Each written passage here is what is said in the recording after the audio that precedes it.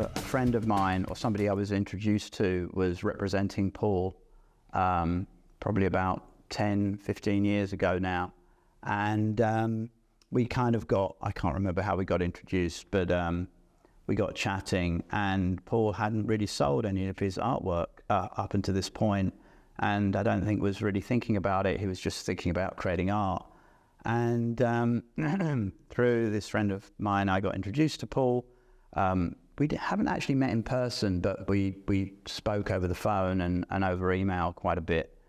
And I'd expressed a lot of interest in Batman Year 100 and Heavy Liquid and 100% in particular, which because I'm a big collector of bande dessinée art, that I saw in Paul's work a lot of the sort of bande dessinée tradition. And Paul Pope is interesting because he sort of spans three different genres.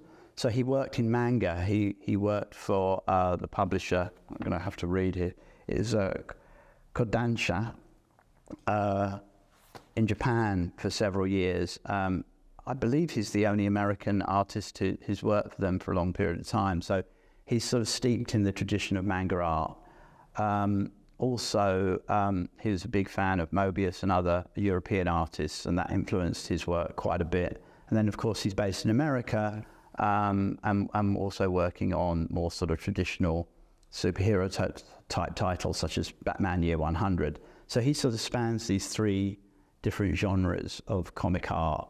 And what you get with that, he's managed to synthesize the best elements of those three genres into, really quite an amazing body of work that is, he can do the superhero stuff, but he's also really good, really good at the real life science fiction kind of emotional stories between people, and he's great at dialogue. So, and his style is just beautiful and very distinguishable and unusual. So bringing all those things together make him quite a unique artist. So having met him, we sort of got chatting, and I said I was interested in. He said to me, "What do you want to buy? What are you looking for?"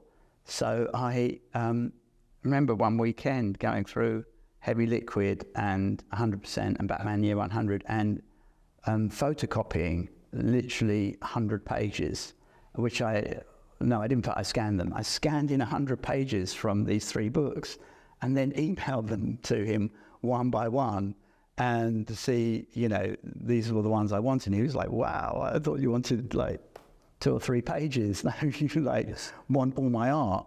And I said, "Well, I'm just giving you a selection, so you can see what you have." Anyway, he sort of came back to me, and this went on over a period of weeks, possibly even months, where he said, "Yeah, I've got this, I've got that."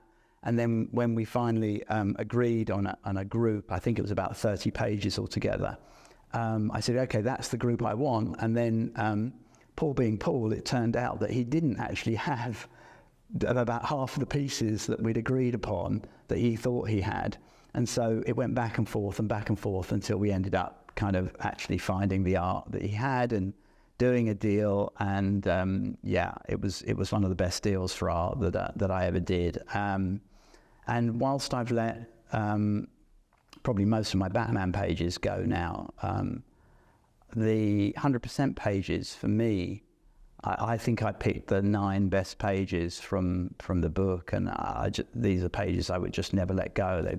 They speak to me in a way that most art doesn't. And the pages are, luckily I got 3 groups of 3 pages in sequence, so they sort of tell their own little mini story, which is really great. And at some point I envisage having them all framed up on the wall so I can enjoy them every day.